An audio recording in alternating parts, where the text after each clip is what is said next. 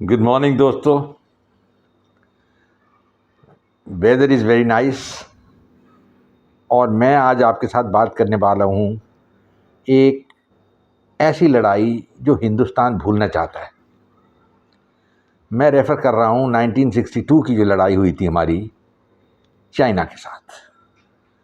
Video बनाने से पहले मैं एक बात आपको क्लियर करना चाहता हूँ कि मेरी ओपिनियन है कि चाइना इंडिया से वॉर नहीं चाहता था, चाइना इंडिया से लड़ना नहीं चाहता था, पर ये सिचुएशन कुछ ऐसी प्रेसिपिटेट कर दी पंडित जवाहरलाल नेहरू ने कि चाइना को फोर्सफुली अटैक करना पड़ा।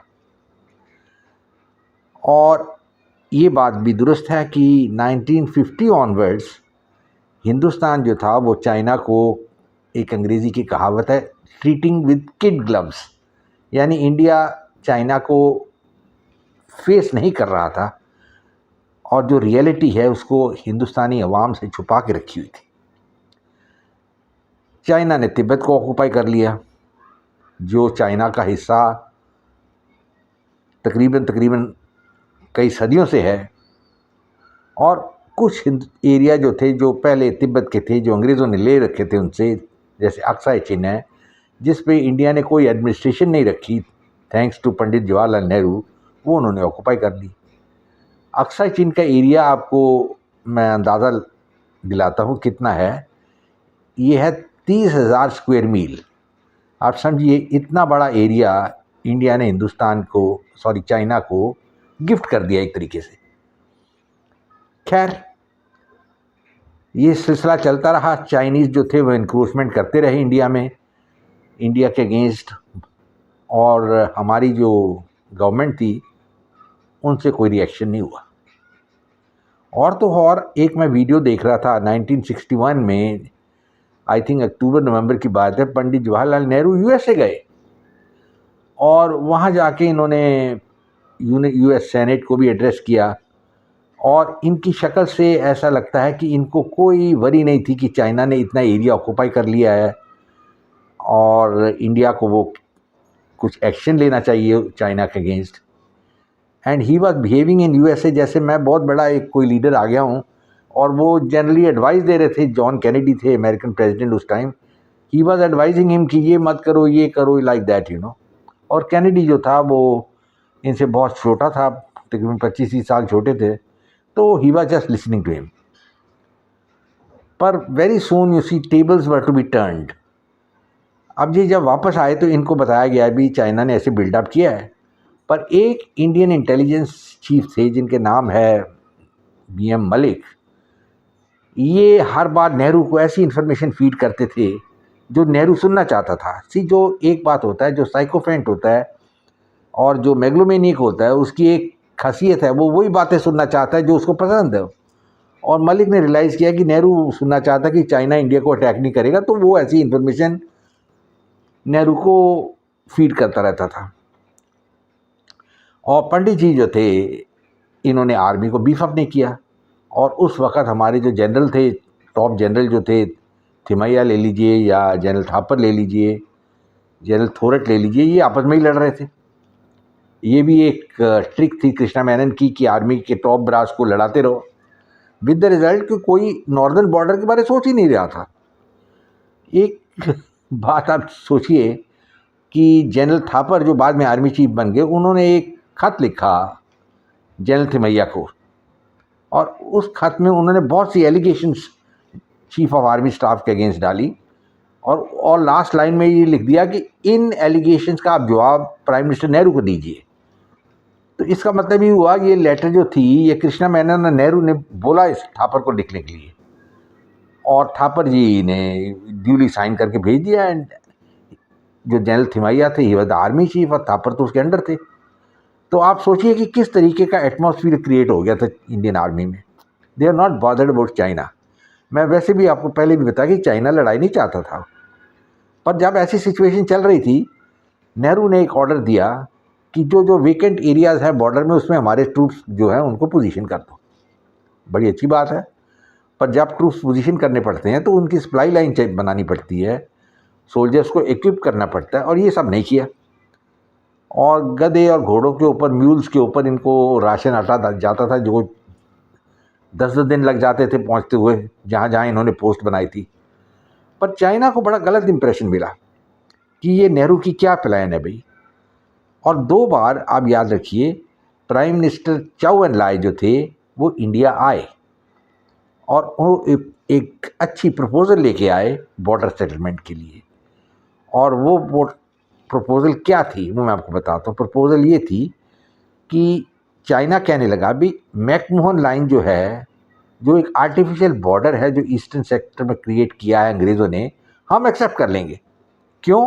क्योंकि हमने बर्मा के साथ एक्सेप्ट कर लिया है McMahon line as the border between China and Burma, हम आपके साथ भी कर लेंगे।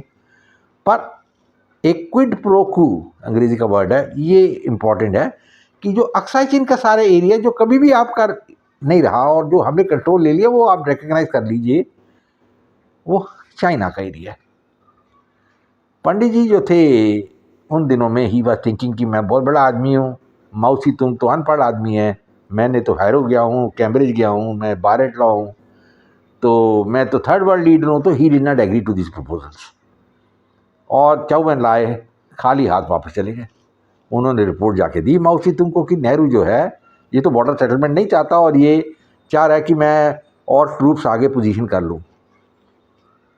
तो माओ सी तुंग ने एक central committee of the communist party की मीटिंग बुलाई और उसने कहा कि ऐसी ऐसी हालत है, नेहरू हमें प्रोवोक कर रहा है और हमने बॉर्डर प्रपोजल रखी है, इन्होंने सेटलमेंट नहीं की और हमें 2 डेंजर है, एक अमेरिकन 7th फ्लीट का जो फॉर्मोसा में खड़ी है ताइवान को डिफेंड करने के लिए, और कल को नेहरू भी हमारे अगेंस्ट फौज इकट्ठी कर लेगा।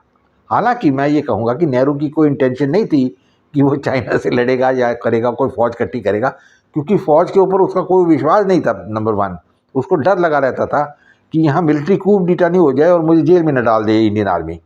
बिकॉज उन दिनों में आपको याद होगा जनरल नी विन जो थे बर्मा के कमांडर, उन्होंने मिलिट्री कूप किया था बर्मा में और राज संभाल लिया था। सिमिलरली पाकिस्तान में जनरल अयूब खान ने मिलिट्री कूप किया और उन्होंने रेवोल्यूशन करके गद्दी पे बैठ गए। अब ऐसी सिचुएशन में नेहरू घबराए हुए थे, तो आर्मी को तो वो प्रपोजल एडवांसमेंट देना नहीं चाहते थे, पर पब्लिक को खुश करने के लिए वो कह रहे थे कि हमने जी इतनी पोस्ट बना दी है, ये बन दिया वो बन दिए। और वो पोस्ट जो थी उनकी कोई मीनिंग नहीं था। जो सोल्जर्स वो गए थे उनको 15 राउंड रेमुनेशन दिए थे और छोटी छोटी टुकड़ियाँ थी, 7, 8, 10 सोल्जर, एक सेक्शन जिसको कहते हैं, वो सेक्शन कहीं एक जगह बैठ गए, कभी दूसरी जगह बैठ गए और उनको गधों और म्यूल्स के साथ सप्लाई करते थे जो 10-10 दिन लग जाते थे। कोई सड़क तो बनाई नहीं थी हिंदुस्तानी, अनलाइक चाइनीज़ जिन्होंने राइट ऑफ द बॉर्डर जो थी उन्होंने इंफ्रास्ट्रक्चर बना रखा था। सो ये बड़ी क्रूशल मीटिंग हुई थी चाइनीज़ कम्युनिस्ट पार्टी की सेंट्रल कमेटी की और उसमें माओ सी तुंग ने सारी बात सुनाई थी कि अब वक्त आ गया कि हम इंडिया को एक लेसन सिखाया जाए। अच्छा, नेहरू जी मस्ती में थे, वो सोच ही नहीं रहे थे कि ऐसी चीज़ कभी होगी।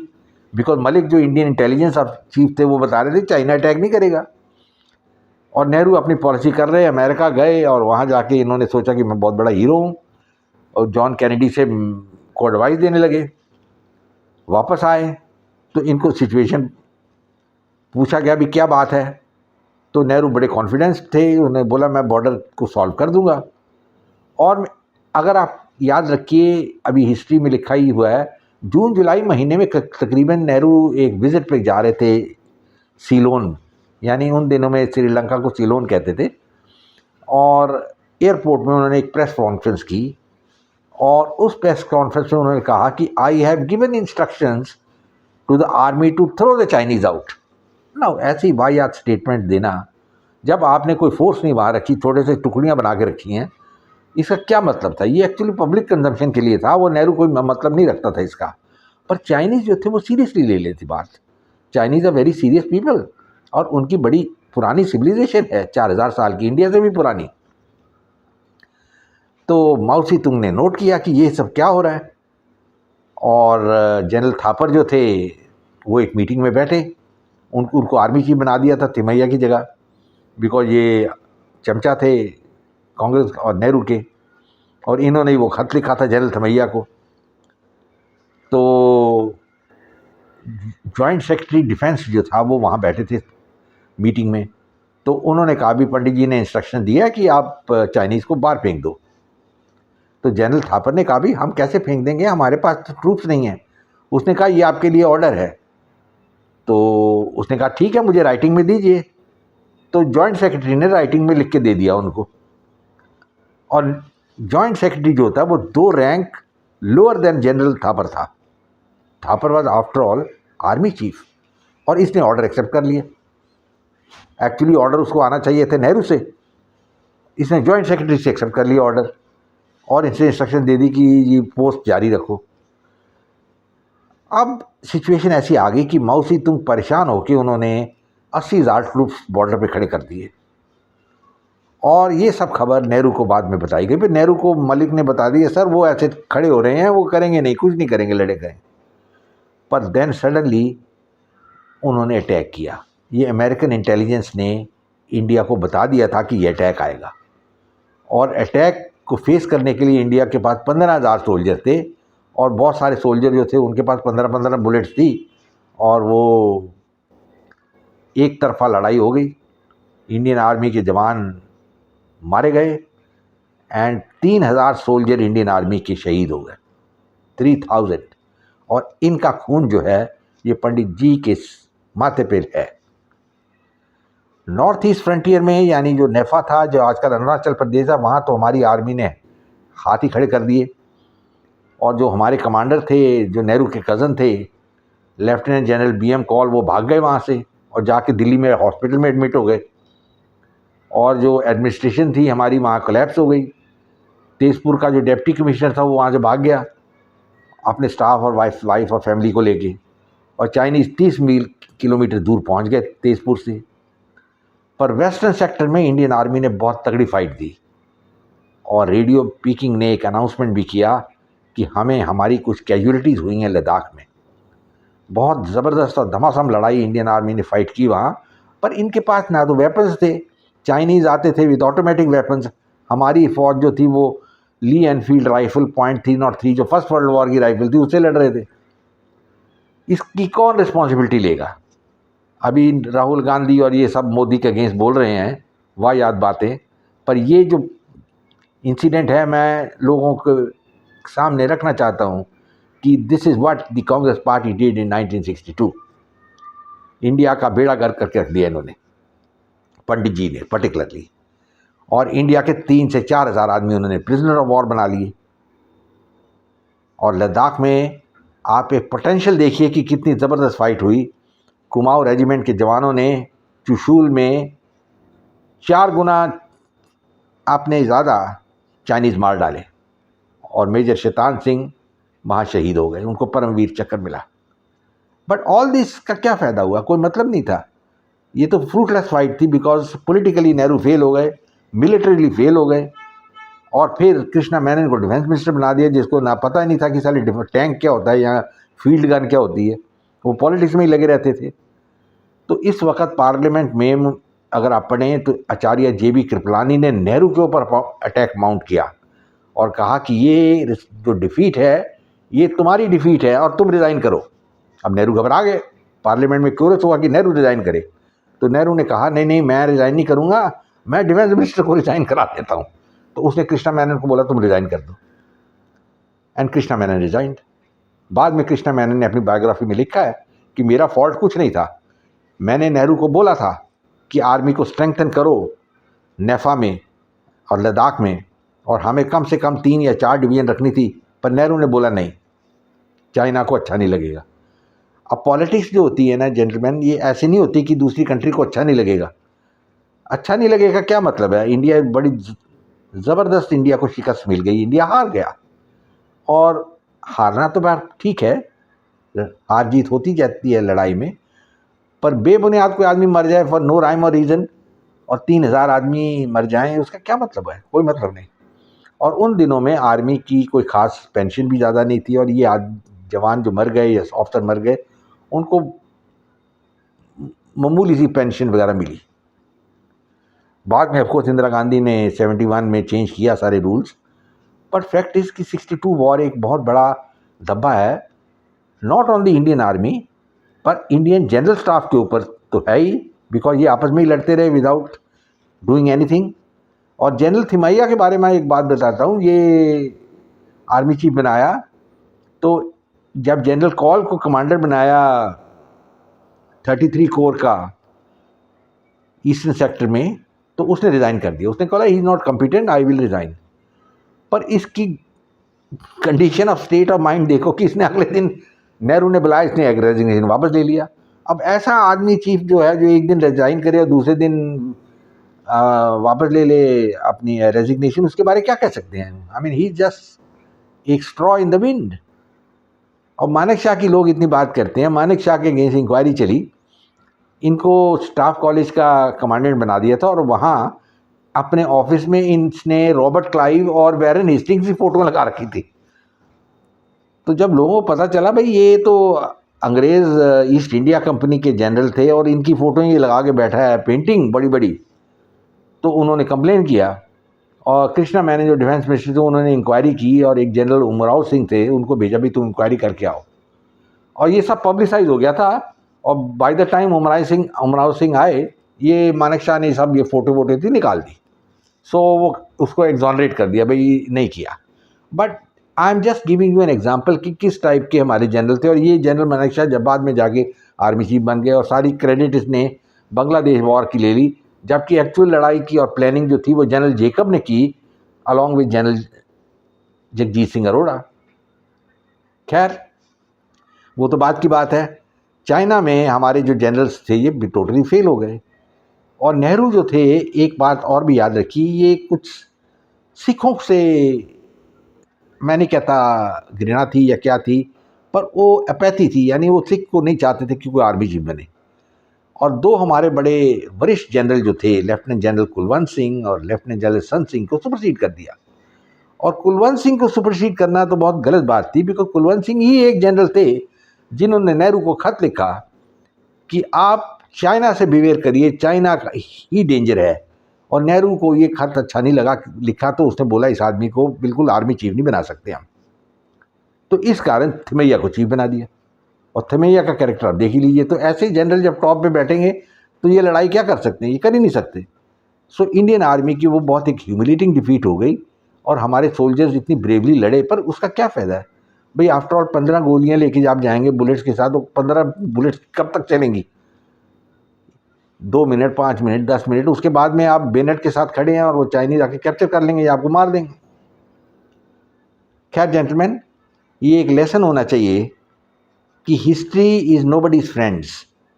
और वी मस्ट अंडरस्टैंड कि जो 62 वॉर है ये एक लेसन है इंडिया को, और वो लेसन अभी तक लोगों ने सीखा नहीं है। पंडित जी ने एक पॉलिसी ऑफ अपीजमेंट शुरू की हुई थी चाइना से, और अभी मेरा बहुत अफसोस है मुझे कि राहुल गांधी जो अमेरिका में गए वो भी चाइना की प्रेज कर रहे थे। I mean you don't praise the enemy and you don't go and start criticizing your own prime minister outside. That is what Rahul Gandhi has done. खैर उसके बारे में फिर बात करूँगा, अभी मैं चाइना के बारे में बात कर रहा हूँ ये 62 वॉर में। और ये वॉर का नतीजा ये हुआ कि जो नेहरू 61 विजिट जो यूएसए गया था और इतनी धूमधाम से स्पीचें दे रहा था, वो बिल्कुल एक माउस की तरह चुप करके बैठ गए। और ये रिकॉर्ड है कि उसके बाद में वो हिंदुस्तान से बाहर गया ही नहीं, बिकॉज इसको इतनी शर्म आई कि वो कहाँ जाएगा अभी, क्या करेगा विजिट। और थर्ड वर्ल्ड लीडर जो था वो तो ख़त्म हो गया, मतलब ही वाज फिनिश्ड। और फिर उसको इतना धक्का लगा कि ही डाइड आफ्टर दैट 64 में, 1.5-2 साल बाद। तो जेंटलमैन ये बात सीखना चाहिए कि लीडरशिप जो है ये एक नेशनलिस्टिक होनी चाहिए, और लीडर ऐसा होना चाहिए जो ग्लोबल विजन रखे। अनफॉर्चुनेटली हमारी जो लीडरशिप थी, पॉलिटिकल लीडरशिप, नेहरू का फॉल्ट ही नहीं है, ये हमारे जनरल साहब का भी फॉल्ट है। बिकॉज ये सारे जनरल जो बैठे थे इन्होंने कुछ नहीं किया, what they were doing, there nothing. तो जेंटलमैन चाइनीज़ वॉर जो था ये बहुत शॉर्ट वॉर था, और माओ से तुंग ने भी ऐसा टाइम चुना अटैक करने का जिसके टाइम जो अमेरिका था कुछ नहीं कर सकता था।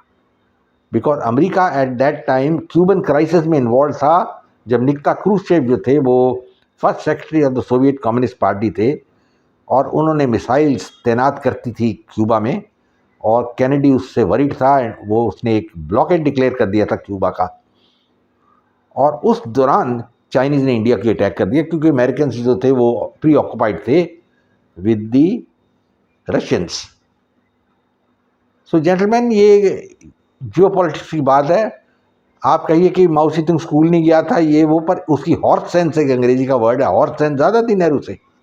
He understood strategy, he understood politics, he understood, and his famous quotation अब तक भी है कि political power comes out of the barrel of a gun. ये माओ से तुम की कोटेशन है और ये बहुत वैलिड है। और जेंटलमैन 62 के बाद में नेहरू चले गए और फिर जो बाद में लीडर आए वो भी उसी टाइप के थे। चाइना से इंडिया डरता रहा और अब भी वो डर जो है, वो खौफ जो ख़त्म नहीं हुआ। हालांकि मोदी साहब आप पावर में है, पर इंडिया चाइना को अब भी एंटेगनाइज नहीं करना चाहता। और ये सब क्यों हो रहा है? क्योंकि जो हमारी फाउंडेशन है, जो पंडित जी बना के गए, वो बड़ी कमज़ोर थी। हमने हमारी कोई इंडस्ट्री नहीं बनाई, हमने वॉर इंडस्ट्री कुछ नहीं किया, आर्मी को बीफ अप नहीं किया, और यस मैन जो जी हजूर जनरल थे उनको प्रमोशन देते रहे, और ये चाइना के सहार तो होनी ही थी। खैर जेंटलमैन, ये सोचने वाली बात है और आप भी सोचिए। अगर आपको ये मेरा वीडियो पसंद है, प्लीज़ सब्सक्राइब करिए, लाइक करिए, दोस्तों के साथ शेयर करिए और मुझे अपने कमेंट दीजिए इसके बारे में, क्योंकि हिंदुस्तान जो है वो ये 62 की लड़ाई भूलना चाहता है, पर ये बहुत गलत बात होगी कि आप भूल जाएं, क्योंकि इस लड़ाई से हमें कुछ लेसन लेने चाहिए। और एक बहुत बड़ा लेसन ये है कि जियोपॉलिटिकल पावर के लिए मिलिट्री पावर का कोई सोल्यूशन नहीं है। एंड मोदी जी ने रियलाइज़ किया है ये बात, पर एक वो गलती कर रहे हैं फिर। India is the largest importer of weapons in the world, और कोई भी कंट्री वर्ल्ड पावर नहीं बना by importing weapons. Thank you gentleman, मैं ख़त्म करता हूँ अभी। एंड जय हिंद, glory to India. I look forward to meet you again. Thank you and bye bye.